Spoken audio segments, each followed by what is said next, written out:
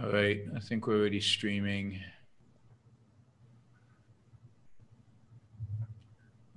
Let's see.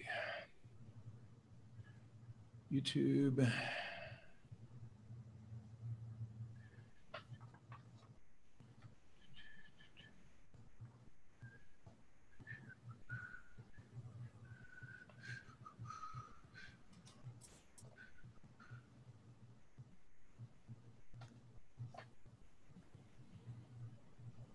Hey, Jonathan, I thought you were joining us by video. Where are you?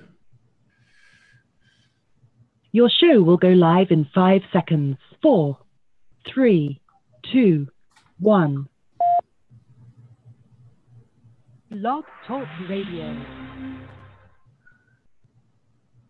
Hi, everybody, and welcome to Yaron Brook Show this Sunday, I guess morning for some, afternoon for others. Thank you for being with us. So today's our monthly hangout with patrons who contribute over $100 a month. But we've got a light showing today, so we've got Jennifer on board, but the others. He doesn't have a link. Jonathan doesn't have a link. All right. Jonathan, Angela emailed you the link. So find it and join us. So we might have Jonathan Honing joining us as well for the Hangout. But in addition to that, anybody who is a Patreon contributor should have received a phone number to call in. So you can call in with questions. In addition, I will be taking I'll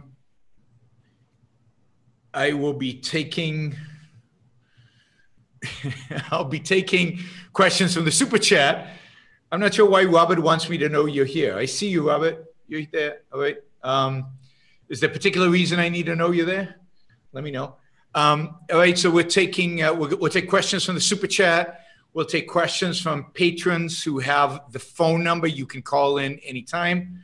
We'll take questions from Jennifer and Jonathan when he dials in whenever they want. And yeah, we'll see how long this goes. So if you're on YouTube, you know, get your super chat going, get familiar with super chat. I did have a question earlier that somebody sent in. Where is it? I'll find it. It was about the somebody who couldn't dial in on super chat because I guess outside the country, super chat is a challenge.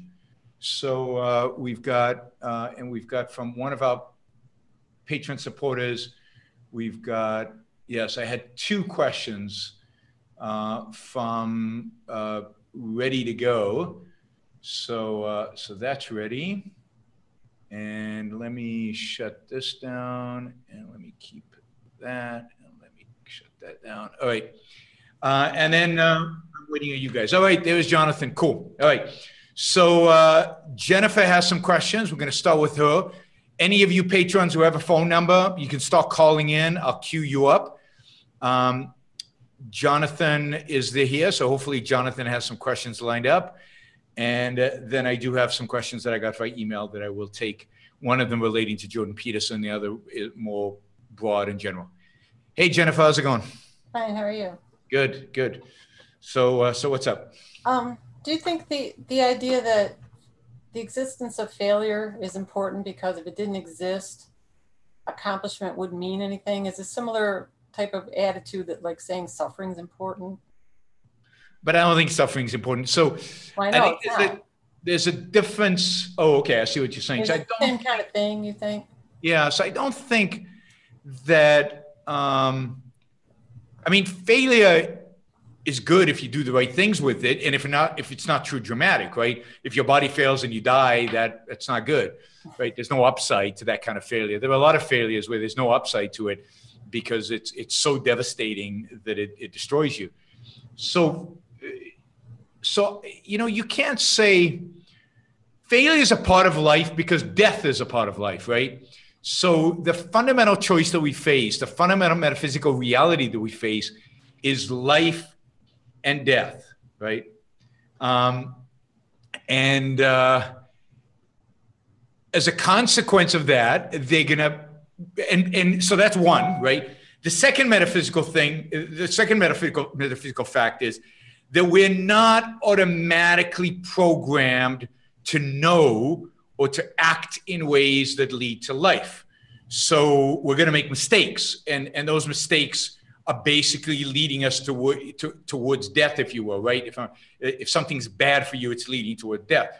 That is failure, that is pain, that is suffering. So all of those are just consequences of those two metaphysical facts, of the fact in life and death, and the fact that we can make mistakes and that knowledge is not automatic. And therefore, we're going to suffer, we're going to have pain, and we're going to fail. And we can learn from all of those. So we can learn from our failure, we can learn from our suffering, we can learn from our pain. But that's not the essence of life. The essence of life, you know, this is a Jordan Peterson kind of thing. The essence of life is not suffering. It's just a fact of life. It's part of life, because pain is part, because again, death is part of life, and we don't have automatic knowledge. But the whole point is to minimize the pain, the suffering, the failure, and to maximize the happiness and the success, right? So failure is a part of life, just as pain is a part of life, just as suffering is a part of life, but they're not the essence of anything. They're part of life because of the nature of man and the nature of reality. I think all that's right. Thank you. Sure. Jonathan, you have a question? Putting you on the spot, but you're muted. No, you're still muted. Let me unmute you. You can unmute yourself, but. Okay. Hi. Thanks for doing this. I'm looking forward to seeing you and so many of your followers at OCON as well. I wanted to ask OCON? Of course.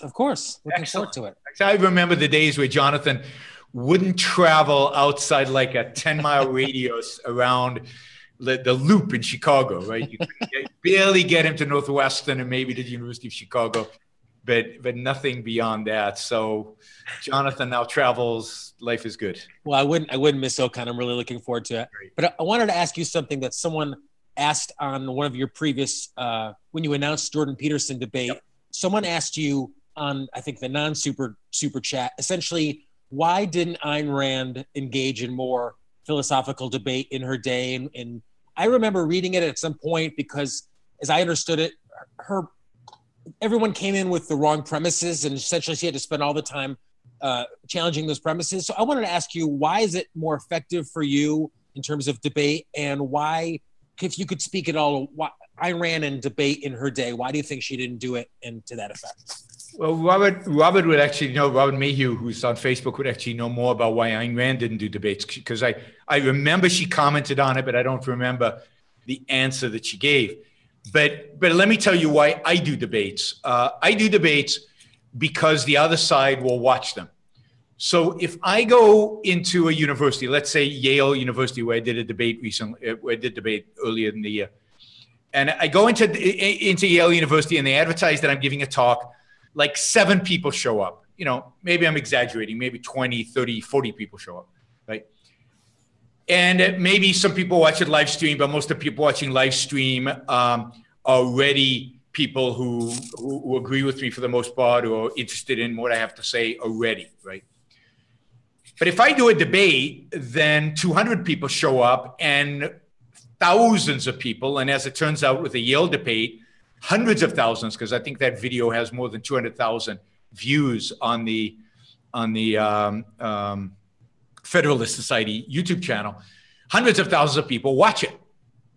And now I have an opportunity to make my case to hundreds of thousands of people. And this is the point for me with debates.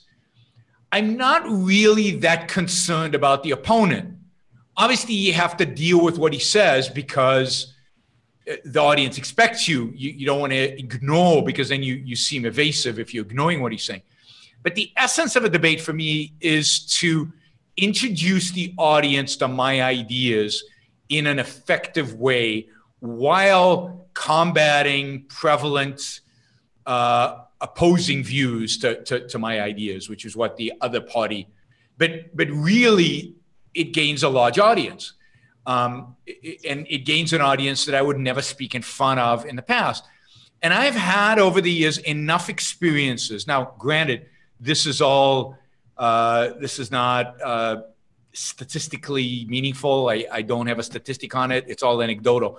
But I have had enough anecdotes, a significant number of anecdotes where people have told me that they came into a debate either being opposed to me and supporting the other side, or neutral, and being so intrigued by what I had to say that they then followed me in my social media, and maybe went and read Ayn Rand, and are now full-blown objectivists or full-blown fans in some level or another.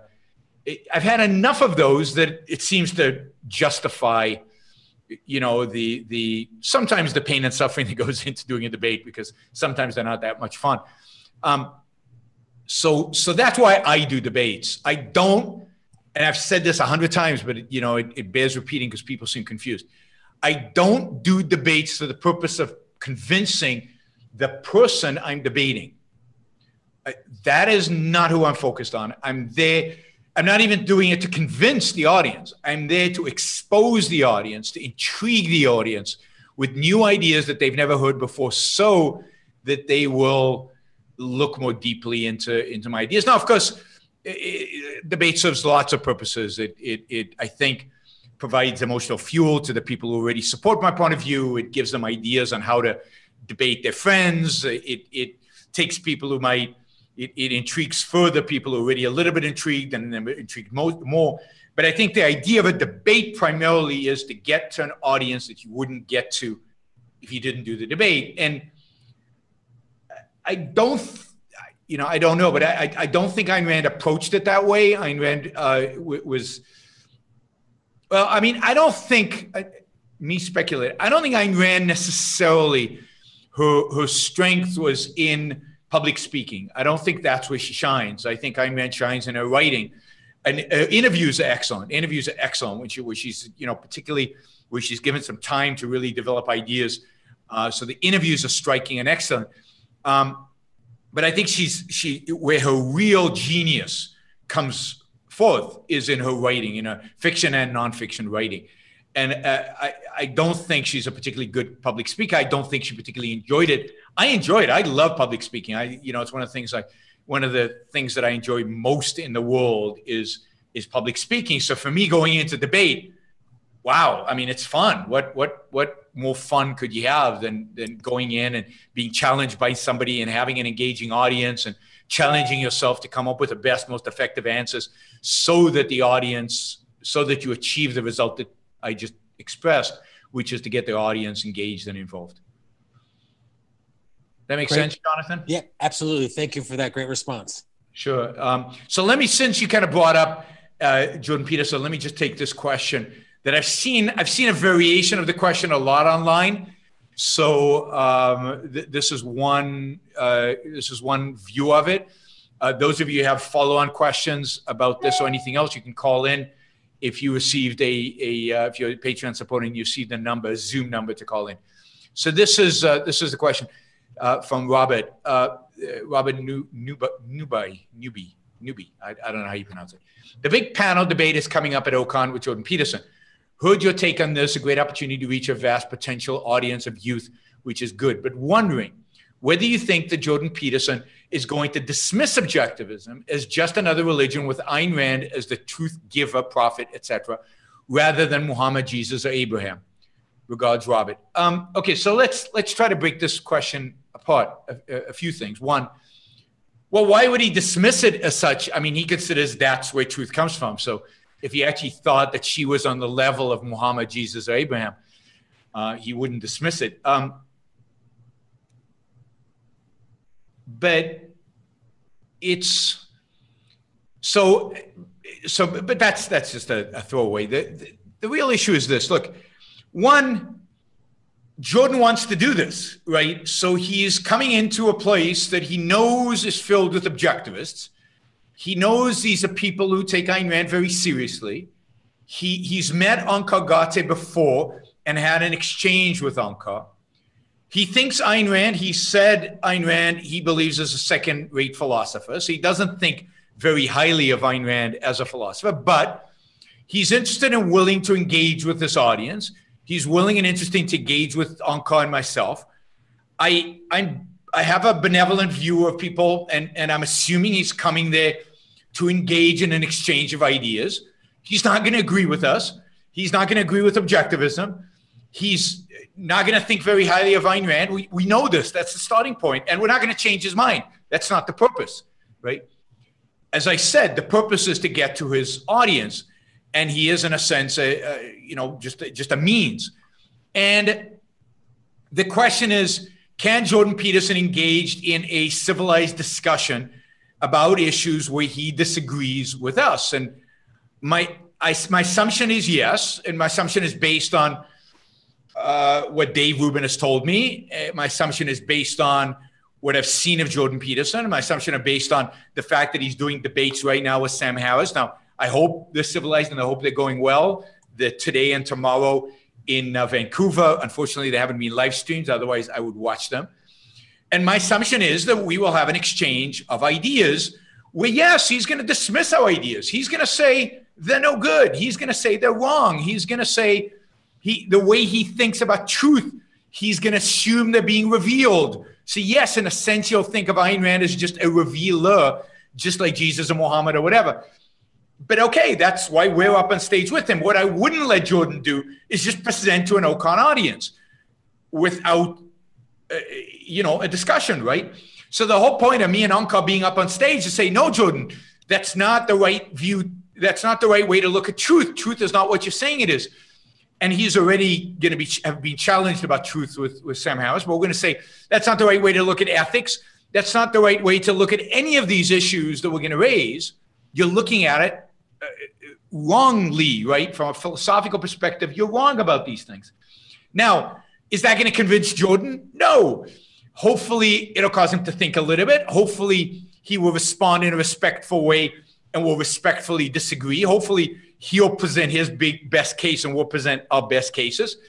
And the audience will decide. Now, the immediate audience right there at Ocon is going to be objectivists, and they're going to want to lynch Jordan Peterson, or many of them will want to lynch Jordan Peterson. And part of my job will be to prevent that, right? But then what's important to me is not the Ocon audience. For me, this is in terms of the Ocon audience, with all due respect to you guys, this is entertainment. And I hope you're entertained. I hope you enjoy it. I hope you find it fun. I hope you find it interesting. I hope you find it challenging. Jordan Peterson will say stuff and you should start thinking, how would I respond to that? Anka responded to it. Did he do a good job? Would I respond differently? What did Yaron just say? Does that make sense? Maybe I could have done it better. So this is a good opportunity for you to be entertained, educated, and to stimulate your own brain cells into thinking about how you would deal with this, because I'm sure you've got friends who are big fans of Jordan Peterson. And I'm sure there's just people out there in the culture big fans of Jordan Peterson. Or I'm sure there are people who are not fans of Jordan Peterson but have similar ideas. And this is, again, an opportunity for you to challenge yourself about how you would respond to these kind of arguments. So the Ocon audience, I think this is entertainment and education. What really interests me is the potential tens of thousands, we can hope hundreds of thousands of people who will ultimately watch this on video on Dave Rubin's channel, because that's where it's going to be broadcast. And hopefully, because Jordan Peterson's name is in the title, his fans will come there. And that they watch it and they go, oh, wow, these guys from the Ayn Rand Institute, they're making interesting arguments. I don't know if I agree with them. I don't know if I think they've actually refuted Jordan Peterson or not. But it's kind of interesting. Maybe I shouldn't dismiss Ayn Rand. Maybe I should give her a second look. And yeah, Jordan Peterson thinks she's a second-rate philosopher, but these guys seem to think, and they're pretty intelligent, and they seem to think she's a first-rate philosopher. Maybe I should give her a try. Maybe I should give her a look. And look, the fact is, let's be very clear on this. The fact is that everybody thinks Ayn Rand is a second-rate philosopher except us, right? I mean, most people out there, most philosophers out there think Ayn Rand is a non-philosopher. That she's not philosophical at all. So it doesn't shock me that Jordan Peterson thinks she's a second-rate philosopher. It doesn't insult me. She thinks he's wrong. Right? Lots of people are wrong. Most people are wrong. On this issue, almost everybody is wrong. There was an article that was just posted on Aeon, A-E-O-N. It's a kind of intellectual, philosophical online journal. I often read it because it has interesting articles primarily by philosophers, but also other intellectuals on a variety of different things. Some of them interesting, some of them terrible. Sometimes I just read it for the really, really bad, nasty stuff. Anyway, there's an article there about how Ayn Rand is this terrible philosopher, but she's a philosopher nonetheless, and she's not going away. And the philosophy profession better start taking her seriously and better start engaging with her ideas. Now, the article is filled with misrepresentations of her ideas, so it's kind of funny that this woman, I think it's a woman, says you got to engage with her ideas, and then she misrepresents them in a way that shows she hasn't really engaged with the ideas. But that's great. That's great that she hates Ayn Rand, but thinks that she needs to be engaged with. It's great that she realizes Ayn Rand's not going away. It's great that she's encouraging other philosophers, because she's writing this to other philosophers, and say, you better teach her, and you better engage with her, and you better critique her, and you better show how she's wrong, because your students are intrigued by her. So I love the attention Ayn Rand's getting from whomever, even when they're wrong about her, even when they misrepresent her. They're causing people who might be more honest, or might be delve more into the topic, or might research it more deeply, or might be more philosophically inclined to study her. I mean, look, Jordan Peterson thinks Nietzsche is the philosopher, right? I mean, a lot of people do. So we're going to disagree, and it's not going to, like, again, we're not there to convince him, but we're also not there to offend him. I'm not going in there saying, I'm going to get him. Ooh, we're going to have blood in the thing. By the end of it, the objectivist audience is going to be, satisfied with its bloodlust, right? No, I mean, that's not the point of inviting somebody and having a conversation with him. But you're not going to agree on something you disagree. You're not going to let him get away with stuff that you disagree with. You're going to point out the disagreements, or at least you're going to point out the major disagreements, because one of the things that happens in a discussion or debate is you just don't have the time to challenge every single thing that you disagree with. I disagree with a lot of what Jordan Peterson says, a lot. And, and certainly with his philosophical, everything he says that's philosophical and his philosophical foundations. But it's going to be interesting. It's going to be fun to challenge him on some of these things, and challenge his viewers on some of these things, and see what happens. So if you're coming there to see a couple of objectivists beat up on, and if you think that's what's good, and if you think that's what will help objectivism, beating up on Jordan Peterson, then I think you're wrong. I think you have no idea how ideas spread long-term and how to actually get ideas into the culture.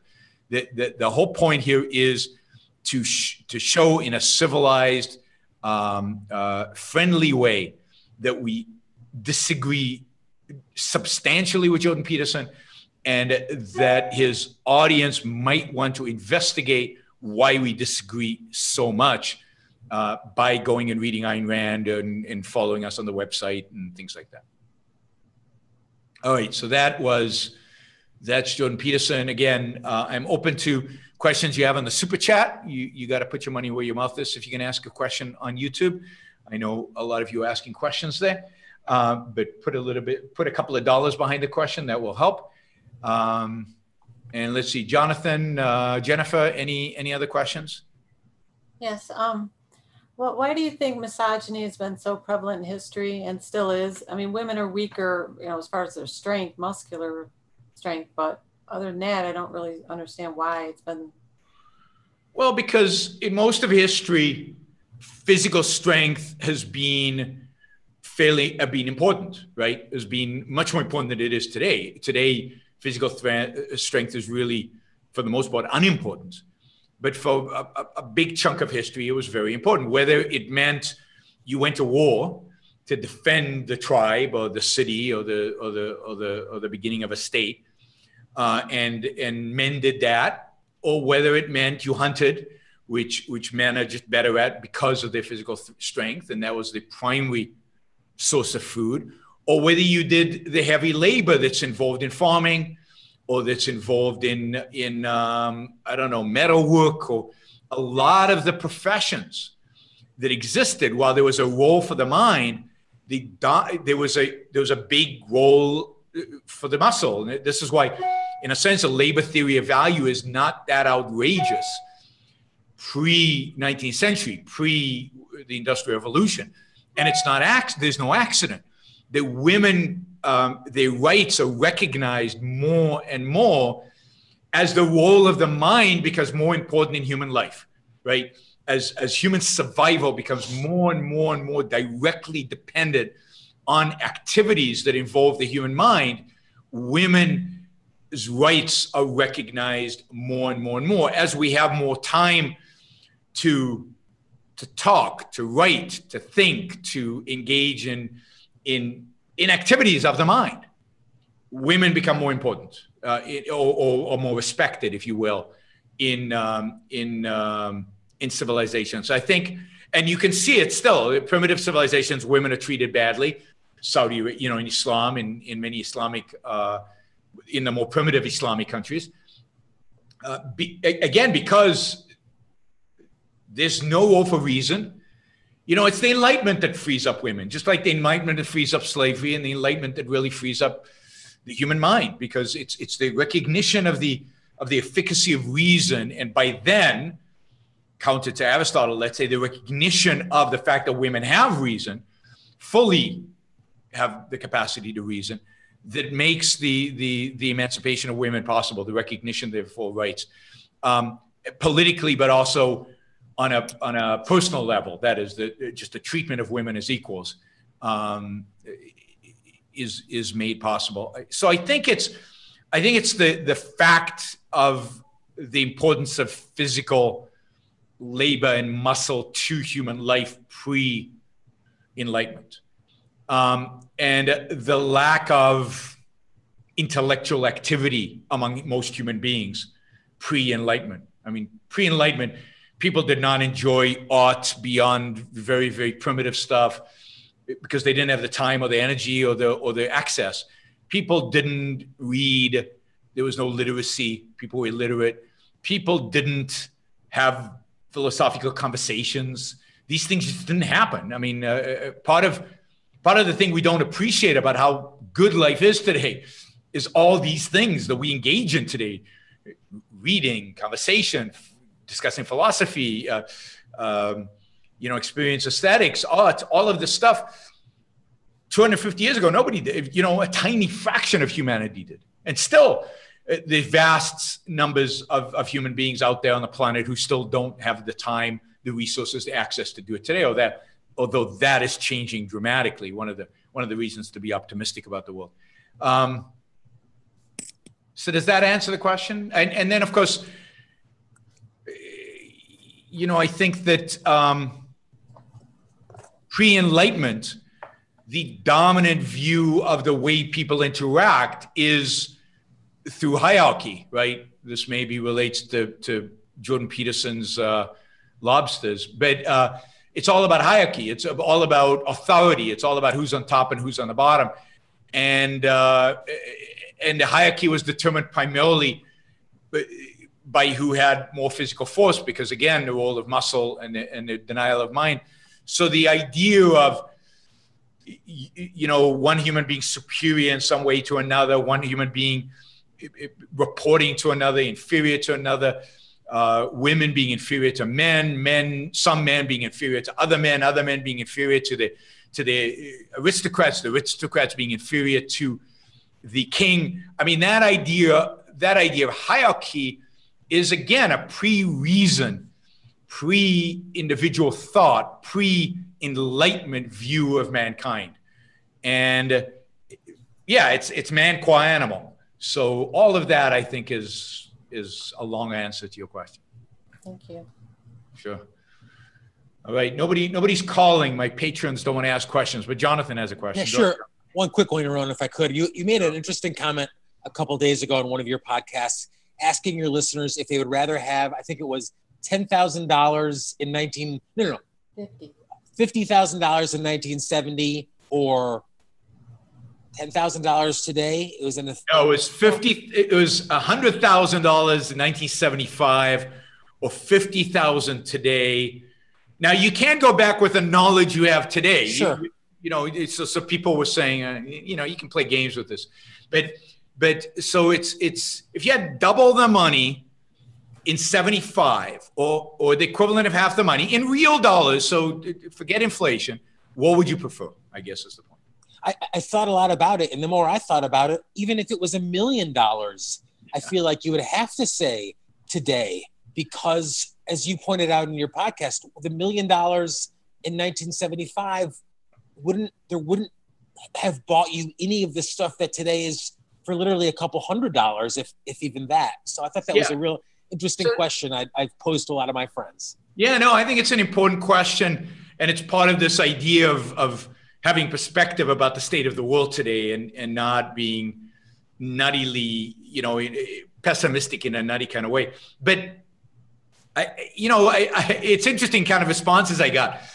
I got people saying, getting all nostalgic for, I don't know, disco music and bell-bottom jeans, and the one I got a lot was all the people who just loved LPs, like digital sound versus analog sound. And I would bet that 90% of those people, or 80% for sure, if I played them a CD versus a record without the noises a record makes, they couldn't tell the difference. So they wouldn't know the difference between analog sound and digital sound. But even putting that aside, I remember what a hassle it was to play a record. I'm sorry. Getting up, cleaning the record, putting it on, putting the needle on without scratching. What if the record was already scratched? Then you got the pop, pop, pop, pop, pop sound. And of course, you were limited to the number of records you happen to have. Now, I still have all my LPs. I think I have 2,000 LPs stored away somewhere. 2,000. I bought them all used because I was poor. I bought them all secondhand. Half of them are scratched. But, I love playing the records. So I'm sympathize with the analog sound. I sympathize with the ritual of playing your LP record. But you know what? I'm giving all that up. And indeed, I have given all that up. All those records are in storage. I haven't seen them in 10 years probably, because I can sit on my sofa with my Apple TV remote and I can access every piece of music pretty much known to man in every particular performance I like. If I want to hear Toscanini, I can hear Toscanini. If I want to hear, Von Karajan, I can hear Von Karajan. I can hear Callas. I can hear Caruso. I can hear anybody I want without moving from my sofa. And at a marginal cost of very close to zero, maybe I have to subscribe to Apple Music, or I have to download an iTunes a track, an album or something, but the cost is zero. It took me years and years and years to collect 2,000 records. It cost me thousands and thousands of dollars I didn't have. I was dirt poor at the time. Now, for that, I could save all that money. And this is what the inflation numbers don't capture. And this is what the standard of living numbers don't capture, Jonathan. This is the big thing that you can't really get your head around as an economist. Economists literally don't know how to put this into the calculation. Now I can save all those thousands of dollars, and I can access much more than 2,000 albums, many, many more than that, hundreds of thousands, potentially millions of albums. And I can save those thousands of dollars and buy other stuff with it, or save it for retirement, or take a vacation, or whatever I decide to spend it on. I mean, how do you compute that economically? I don't think we know exactly how to do that. That's why I think inflation numbers are to some extent, price inflation numbers are to some extent meaningless. They don't really mean anything because yes, the price of bread goes up, but now I can access 1 million records at a marginal cost of zero. I can go to YouTube and I can see but concerts of musicians that I could only have dreamed about ever seeing in my life. Now I can see them at zero cost on YouTube. I can watch Tuscany conductor, Yasha Heifetz play the violin. Who could have thought I would ever be able to do that? You know, or maybe I would have got a VHS tape and it would have cost me $20, but now it's zero. How do I measure that economically? How do I measure the contribution that has made to human life and to the potential to be happy? The efficiency of our recreation, not to mention, I haven't even got to the efficiency of our productive life, but the efficiency of our recreation, the efficiency of our consumption of aesthetics, the efficiency of our consumption of our leisure time is just so dramatic that, you know, again, I think life is so much better today. And the things that you can't measure, every time we get into an argument about something factual, you can Google it right then and there. The access to information is, what is the access to information worth to you? What is it worth to you professionally? I mean, I was thinking about this because I was in my hedge fund. I've got a young guy who I've hired recently, and I was telling him about the kind of data we have to collect today and what we have to do with the data, and the data we have to collect, particularly the stuff we do, still somewhat have to collect it by hand, but it's all accessible online, and you just have to, in a sense, copy paste into a spreadsheet. I remember going to a library. You remember those, Jonathan? Never heard of it. Sitting at a microfiche machine. I don't think you know what a microfiche. Oh, sure.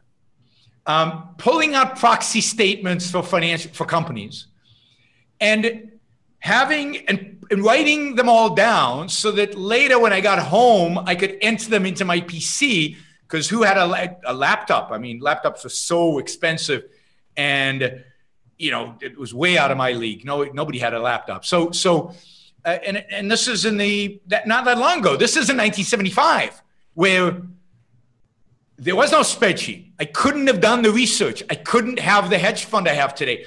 So think about it this way. I make a lot of money, my money, from my financial activities. Those financial activities would have been almost impossible to do in 1975. So my livelihood would be impossible in 1975. In 1985, they would be impossible to do, but really, really, really hard. By 1995, they were possible to do, and okay. Now they're possible to do and easy, right?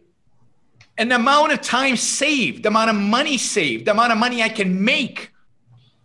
I mean, that $50,000 difference I gave as the example, that is a week. That's almost a weekly expense that it would cost me in terms of what it would cost me to go back to 1975. So, no, in your productive life, in every aspect of your life, I think your life is so much better today, potentially. I mean, again, if you take advantage of it, right? It's still your responsibility to make the most of your life. But this is my theme to a large extent of my Ocon talk. It's going to be, you know, we can bitch and complain about Trump. I do that every day. We can bitch and complain about the state of philosophy in the world today. I do that regularly. We can complain about the long-term future and where the world is heading, and there's going to be a massive financial collapse one day. Still hasn't happened so far. If we're making good money, we're living good lives. We're living longer lives in spite of Obamacare. We're living healthier lives. Now, the real evil is what could have been, right? The parallel universe in which we don't have Obamacare, and we don't have socialized medicine, and we don't have all this stuff, and we don't have FDA, and we don't have the Federal Reserve, and we don't. That's okay, but you have no control over that. The parallel universe will not happen. So the real question is, first of all, recognize how wonderful life is for you right now on this planet right now. And then make the most of that. That is, think, what can I control? You can't control Trump. I certainly can't. You can't control the philosophy departments in the universities. I mean, to the extent that we can, we try, right? And maybe you contribute to the Ayn Rand Institute so that they can try. But in your life as an individual, what can you control? And then maximize that, and then make the most of that and live a good life, because every indication is, I mean, unless there really is a major financial collapse, and I really don't see it, the 10 years from now, life will be better than it is right now. I mean, if you look at the advances in technology, I mean, I need to have my numbers ready for my talk at Ocon, but I don't right now. The increases in computing power are so dramatic that the benefit of that to the economy and to human life, I am starting to believe, outpace the damage done by regulators and by a financial crisis, let's say. So we're more likely to recover from the financial crisis in spite of how bad it will be because of this massive increase in computing power. You know, we're editing the genome now. We're going in and editing DNA. I mean, whoa. I mean, it's spooky and exciting and amazing. I don't know.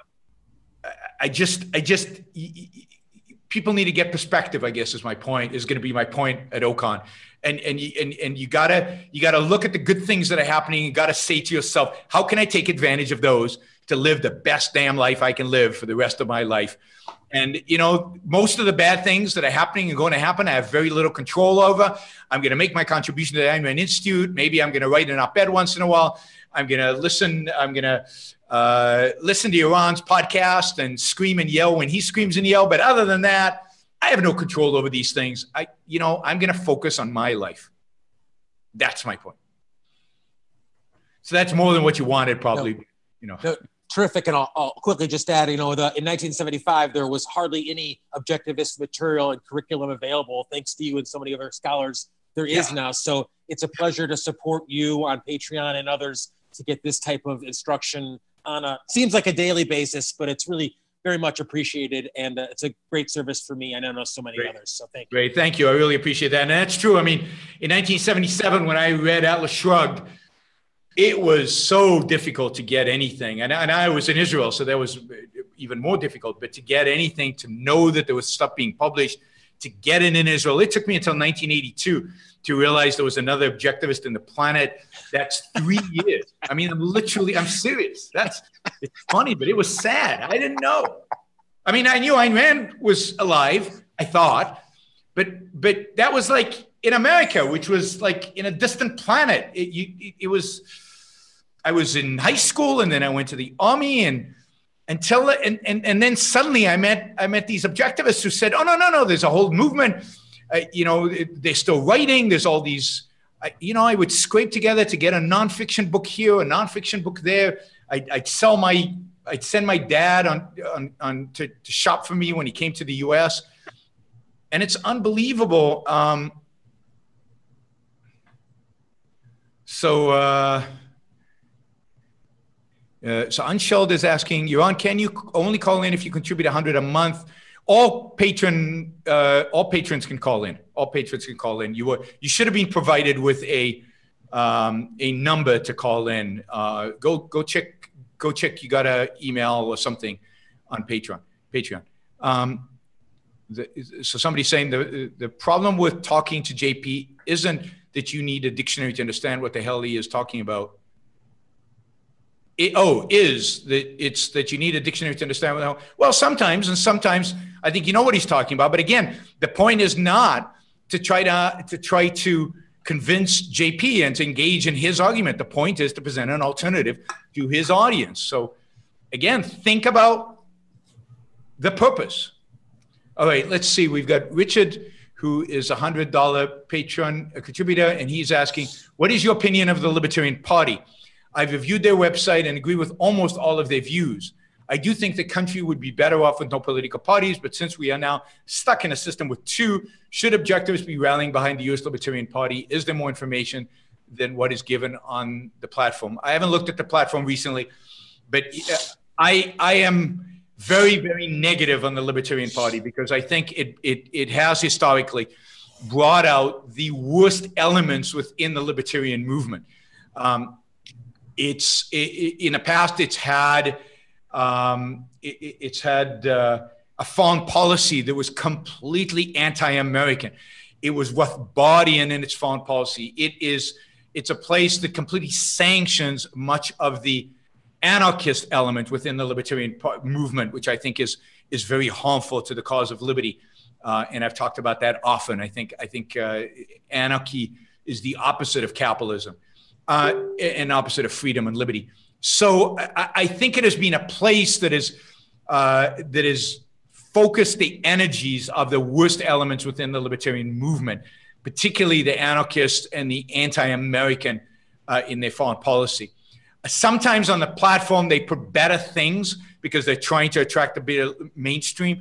But then if you look at the candidates, you often see, put aside the presidential candidates, which are often kind of mainstream. But if you look at local candidates, at candidates for Senate, candidates for House, other candidates, they're often just nutcases, just weirdos, just strange people. I remember a libertarian candidate for the Senate in California was asked a question he didn't like by a radio talk show host.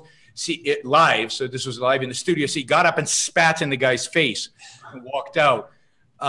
There's just a lot of them that are just weird and strange, and it is the place where so I wouldn't have anything to do with the Libertarian Party. I think the Libertarian Party has an awful reputation among the American public because of all the weirdos that have been affiliated with it over the decades. And I think what needs to happen is you need a third party in America. I don't know that we need a more kind of free market party. I don't think you need a libertarian, an objectivist party, but what you need is a free market oriented party, a party that is truly free market and truly pro-American.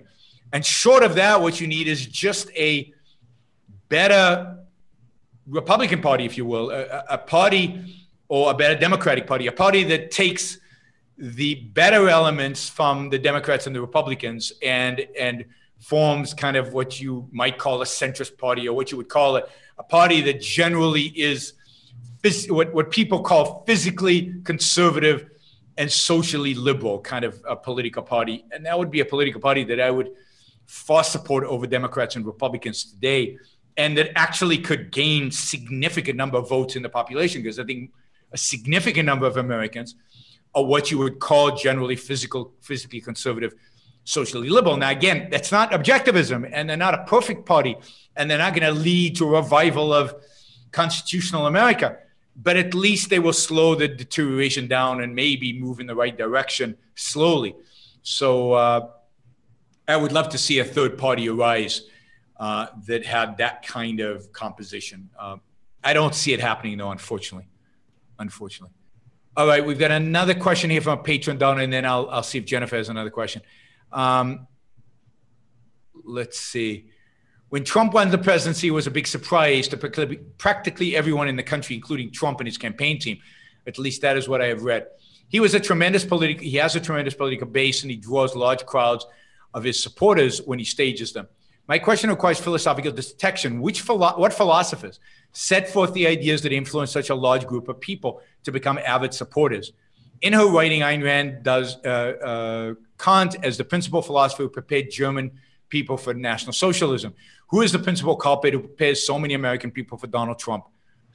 Well, I'd say there are two things that prepare people for Donald Trump. And again, I'm not lumping in here everybody who voted for Donald Trump. I'm lumping in here the passionate, supporters who make excuses for everything that he does and view him as a cult leader or as a kind of almost authoritarian who can do anything, who can shoot somebody in the middle of Fifth Avenue and get away with it, as he said and as I think is true. I think the two people who have prepared the American public for that are Kant, certainly Kant, and Jesus, right? So I think religion has a big part of this, and it's no accident that evangelicals are a big part of his support base.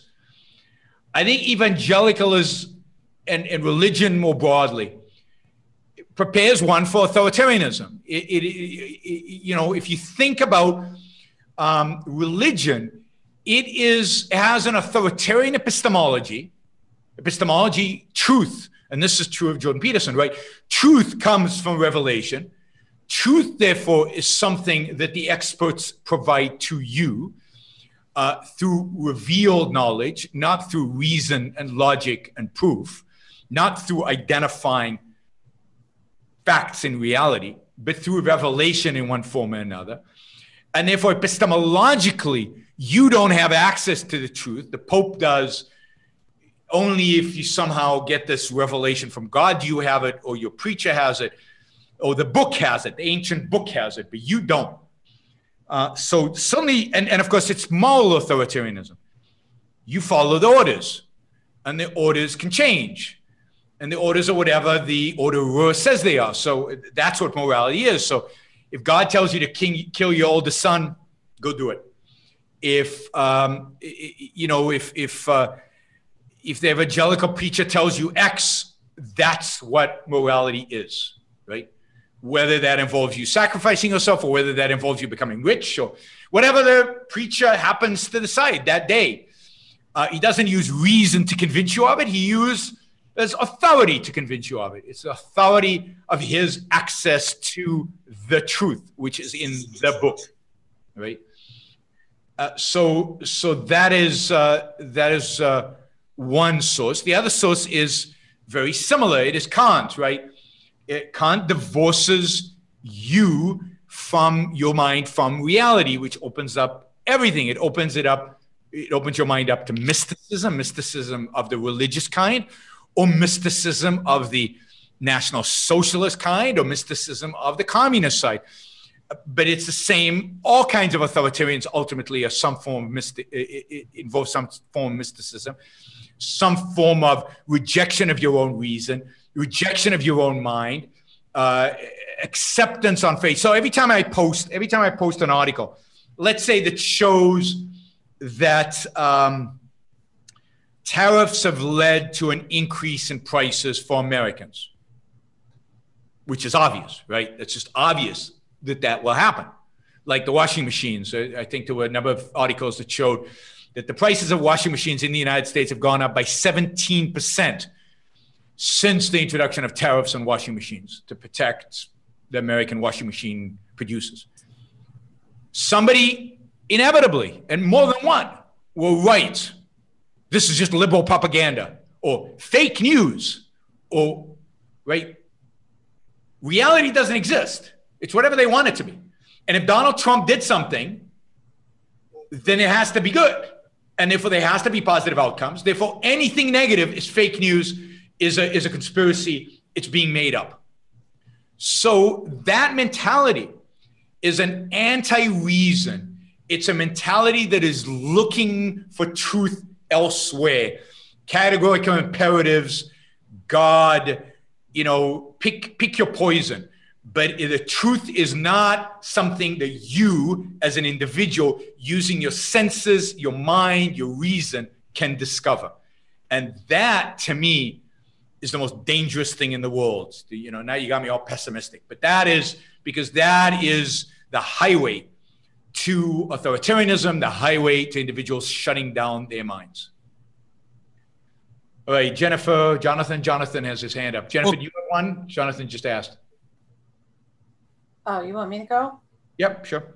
Okay. Do you think if a child is bullied in school, and I don't mean just calling names, I mean like actually assaulted or having his money stolen, his lunch money or whatever, shouldn't the adults protect him as opposed to telling him, well, just go beat the kid up by yourself? I mean, you don't tell adults to go chase the carjacker down by himself. Yeah, I mean, certainly the adults in the school and the parents should be supportive, and there should be actions. But if you can prove that physical force is being used, then yeah, physical force is wrong, among children and among everybody else. But this is me as a teen. This is me as a young kid talking, right? I find that the most effective mechanism to deal with bullies is to stand up to them. And even if that means getting a beating. Going to the adults is perceived by the bully as a sign of weakness, and they will find other ways to bully you. I'm not saying don't do it. I think you should, because it's less painful. But my experience was always punch them in the nose, and they will go away. And even if it means getting beat up a little bit yourself. But I used to So I grew up in a rough and tumble type of environment where we used physical force constantly as children, and we fought. And I used to beat up my brother all the time. I used to literally, beat up my younger brother. And my parents would come, "Oh, guys, separate up. You shouldn't be fighting." And as soon as my mother would walk out of the room, I would go right back to beating him up. So, I'm not trying to justify that. I'm just saying that's how I grew up, and I turned out okay. Well, I would ask the teachers for help, and they wouldn't help me. And then when I would beat the kid up, then I would get in trouble. That's wrong. That's what used to happen to me. That is clearly wrong for teachers' job. Part of teachers' job is to provide a safe environment for you.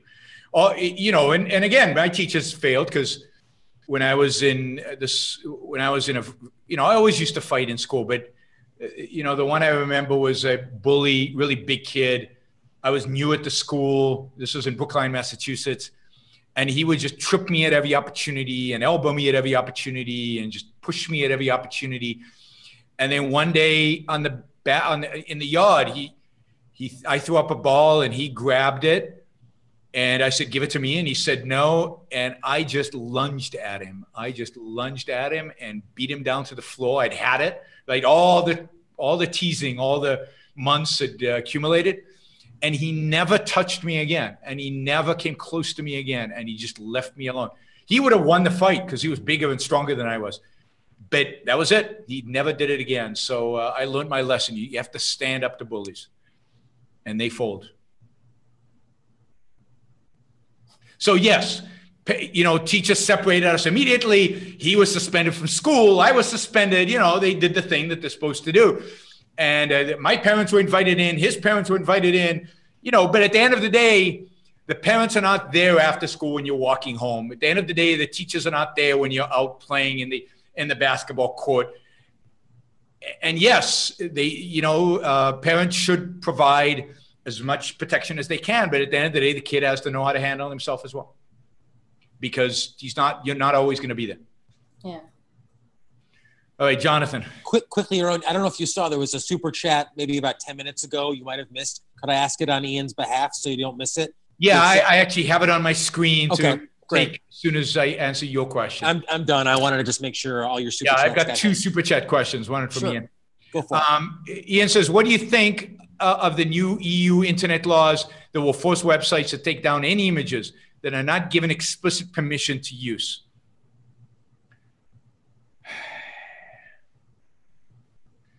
I mean, I am torn about this because on the one hand, I'm a big protector of property rights, and I think that you have to have use. The presumption has always been that the property owner, the owner of the images, has to protect them. And if an image goes up online, it's upon you to let the authorities know to pull it off. And I think in an internet world, that is the right approach, rather than requiring anybody who wants to put out anything online to get imagine putting up a YouTube video and some of them might have a cameraman and a lighting and script and getting everybody's permission before it goes up, rather than assuming you have the permission, but if they complain, you have to pull it down. Today, of course, they don't do either. Everything goes up online and nobody complains and there's huge advantages to that, I have to admit, but it has to be voluntary. So I guess I'm opposed to it. I want it to go back to the old standard where you assume the permission is there and somebody has to complain. But I am open to arguments about that. I am open to alternatives. I think it's a tricky issue of property rights. I'm curious what somebody like Adam Mossoff thinks about it. So we'll have Adam Mossoff back on the show. Keep that question for Adam Mossoff. He is the objectivist law professor, also with a philosophy degree, objectivist who is an expert on intellectual property rights. That would be a good question for him. Okay, who is your favorite non-objectivist political personality, author, etc.? I don't know. I mean, such a broad question. I mean, can I say Aristotle? Is that cheating? You know, or do you want somebody current right now? Can I say the Founding Fathers? Certainly the Founding Fathers would qualify. Non-object political personality. So political personality would be the Founding Fathers, right? The Founding Fathers. I think they're thinking more like Alan Keyes or Ann Coulter or something. Don't like Alan Keyes. Don't like Alan Coulter. Don't like anybody. Do I like anybody? Jonathan, do I like anybody? I mean, last politician I liked, I like Daniel Hannan in the UK, right? I like Daniel Hannan in the UK. I kind of like Margaret Thatcher, though she wasn't as good as would have liked it to be.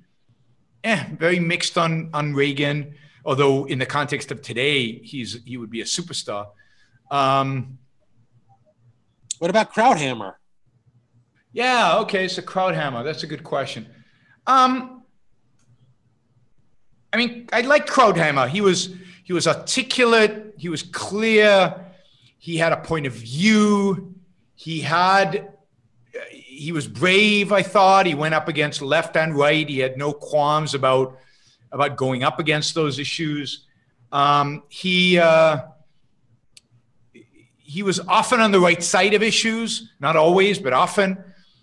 He was also a neocon. So as a neocon, he was terrible. I've got a whole book about it. Or Brad Thompson has a whole book that I've contributed to about it. So I would, so I mixed on Krauthammer. Generally, I think a positive voice, but the fact that he was a neocon, the fact that he argued from a neocon philosophical perspective, very bad, both in terms of foreign policy, but also just in terms of he had a certain nationalist perspective, which not a Trump nationalist perspective, or no intellectual one, but I think still a negative one. What else can I say about, his foreign policy, I thought was very neoconservatives. We can bring democracy to the world, particularly after 9/11. He was conventional neocon, but he was smart and he was a good voice. And it was nice to have an articulate, non-yelling, calm voice on Fox. And that's rare on Fox. Most of the people on Fox I find as being, with the notable exception of Jonathan Hoenig, I find being basically, dull, loud, and ignorant, dull, loud, and ignorant. How's that for a description of most Fox? Yeah, I mean, they're just not that interesting. There's not the kind of mainstream. And Krauthammer was interesting, and he was articulate, and he wasn't a yeller, which is, again, a positive attribute if you're on Fox. What about John Stossel? Yeah, I mean, I love John Stossel. John's a good guy. He's always been very friendly towards me, always been good to me. I mean, I like some of the hosts on Fox. I like Cavuto. I think Jonathan likes Cavuto as well. I mean, I like Cavuto. I mean, he's a pragmatist, and philosophically, he's no good, but he's a nice guy. He's always respectful. He lets you talk. He's not a yeller. I thought he became too positive about Trump too quickly. I don't think he should be a Trump supporter at all, but he became one. But yeah, I mean, I think but Stossel is a class in his own. I mean, he's somebody who came from the left, more proof that people on the left can be saved. He came from the left, and he was thoughtful and always looking for interesting angles and interesting stories, and was very friendly towards objectivism. But he hasn't been on Fox in a long time, as a host at least. All right, we got two other questions. Action Jackson asks, a very easy question for me: who is your favorite boxer? Don't have one because I really don't like boxing. I don't see the point. I mean, I don't like a sport and I don't like what do you call it? Ultimate fighting, whatever.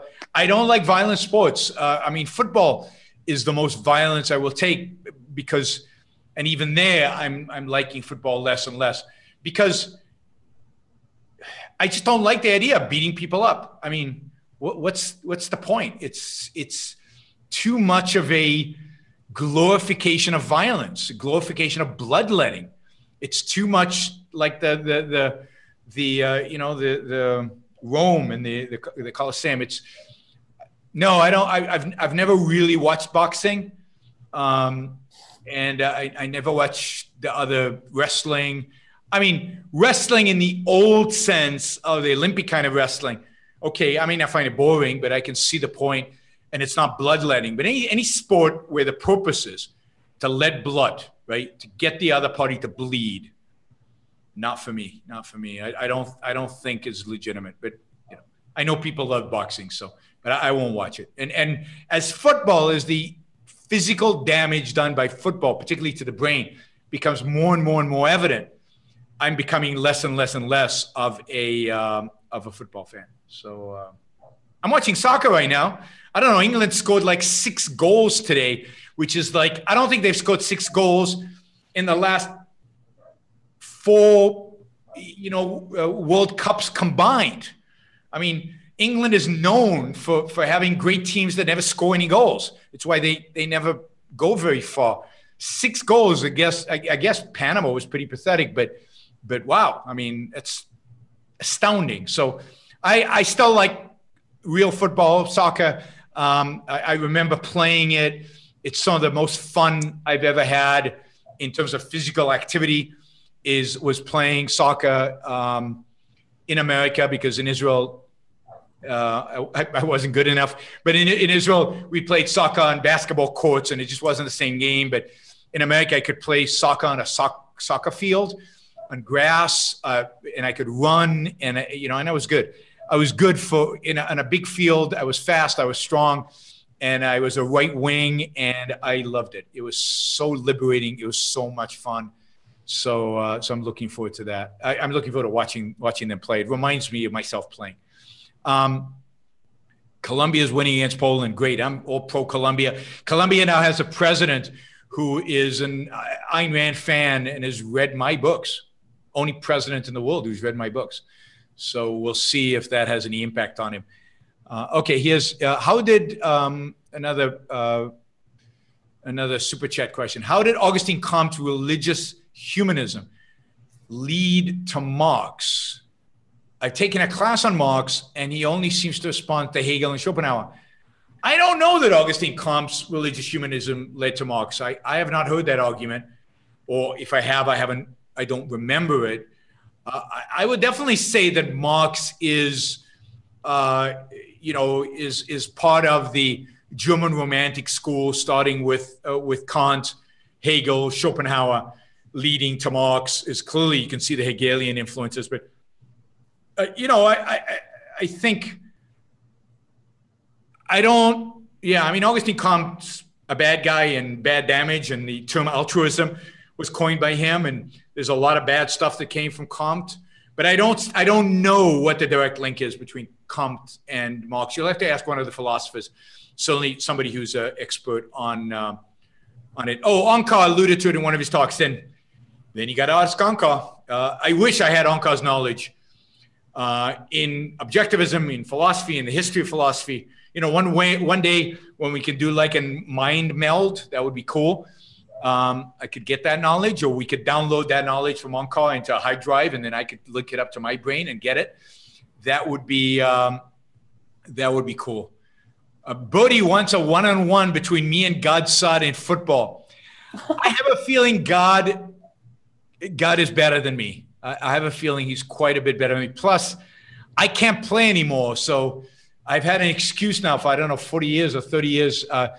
I've had 3 back surgeries, so my days of playing any sports are gone, long gone, until somebody figures out how to create a synthetic spine to replace mine. I'm out of sports, but that would have been fun. Me and God playing one-on-one football. 30 years ago. I have a feeling he was better. But it would have been fun, because playing football was always fun. I always enjoyed it. Always loved it. Table football journey between Yaron and God. Yes, I think table football is more likely. All right. Let's see. We got another one. No, I'm not going to take that one.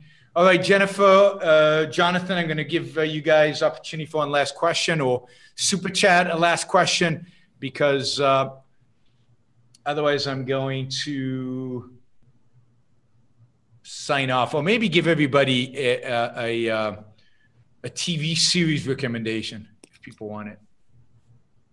Fauda Part 2, Fauda Season 2. Oh my God. Oh, have you seen it, Jonathan? Yes. Oh my God. It's better than season 1 for a variety of reasons. And it is so good. So everybody, if you want to see intense drama, I mean, edge of your seat, nonstop drama that rips your heart out and just sucks you in and makes life really hard between episodes. I mean, you have to binge watch it, because, I mean, we would start watching and my wife would say, oh no, one more. And then we'd get to like the cliffhanger and it was one more. And we'd end up watching 4 or 5 episodes at a sitting, going to sleep at 1, 2 a.m. because you can't stop, right? But it is so good, so well acted. Season 2 is better produced. I thought the camera work, everything was just better produced, and the story was better. And in season 2, there was, for the first time, one of my critiques of season 1 was that it never really took a stand on the Israeli-Palestinian issue. It never really kind of had anything to say about Israeli culture, Palestinian culture. And here it did. And there were a number of scenes that gave you an indication of, no. At the end of the day, they're pro-Israel. The other thing I like about season 1 and 2 that is hard to like, but I like it in the end, is that the bad guys fail not primarily because of the good guys, but the bad guys fail because of their own inherent impotence, their own inherent conflicts, their own inherent weakness. And this is my theme about everybody out there who thinks Islam is going to take over the world and kill us all and we're dead and the biggest threat to the world is these jihadist Muslims. People are asking, what show is this you're on? People are confused. The show is Fauda, F-A-U-D-A. It's an Israeli show. You can get it on Netflix, season 1 and season 2. Watch them both. It is excellent. And now you have to read subtitles because it is both in Hebrew and in Arabic. So I had to read subtitles for the Arabic and obviously could understand the Hebrew. Fauda, F-A-U-D-A. It's an Israeli series. Excellent. But it recognizes the impotency of evil. Yeah, they can cause some harm, but they cannot win. They cannot win. We can lose. And this is my point over and over again. Islam cannot win. Islamists cannot win. They will not take over Western civilization. We might hand it over to them. We might lose because we give up. But evil is impotent.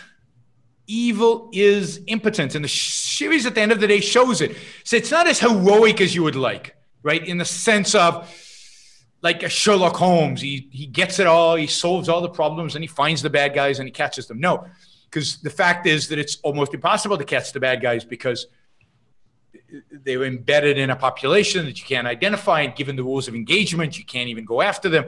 And then on any given terrorist attack, you don't know what's going to happen. But the fact is that if you do your due diligence, if you do your work, then they will fold, they will fail, they will collapse, they will hand themselves over to you. They will hand themselves over to you. Fauda, by the way, means chaos. It means chaos in Arabic. So it's you know, what the Islamists are trying to create is chaos. And what the show shows is the chaos on both sides, the horrific nature of war, really the horrific nature of war. I mean, the show is tragic in many respects because the good people are the ones who suffer the most, right? And the better you are. I mean, one of the tragic figures in season 1 and 2, as you'll see, is a woman who's a secular Palestinian who lived in France and trained as a doctor, and who's a doctor who comes back to the West Bank wants to do good. She wants to treat patients. She wants to, and she gets sucked into this. Beautiful. And she is destroyed, right, by forces outside of her control. But it's the good who suffer, right? And in that sense, evil can do that. It can cause the suffering. But it can't win. Can't win. And the show illustrates that very effectively. And it shows, it's always, the bad guys lose in the show always because they were betrayed from within, and because of conflicts from within, and because stupidity from within. One of the nice things about the show, nobody's, I wrote about this after 9/11, about torture. Everybody says, oh, torture is not effective. All right, let me call that the bullshit that it is. Torture is very effective, particularly on weak subjects. And the show shows torture. It shows the Israelis committing the sin of torture, and it shows them being successfully getting information as a consequence of torture. They also use clever psychological tactics, but they also just beat the crap out of people. Torture, it works. Everybody knows torture works. The only reason people say it doesn't work is to give a practical justification for the altruistic policy of not torturing. But I am in war, in emergency situations in war, I am pro-torture. If it's okay to kill somebody, it's okay to torture them. So there you go. That's a quote for the ages. And we can talk more about that if anybody's interested at some point. But you can also read Winning the Unwinnable War, where we talk about that, and we talk about the Mall case for it. All right. We've gone an hour and 15 minutes, which I think is about right for a podcast. Thank you, Jonathan and Jennifer, for participating.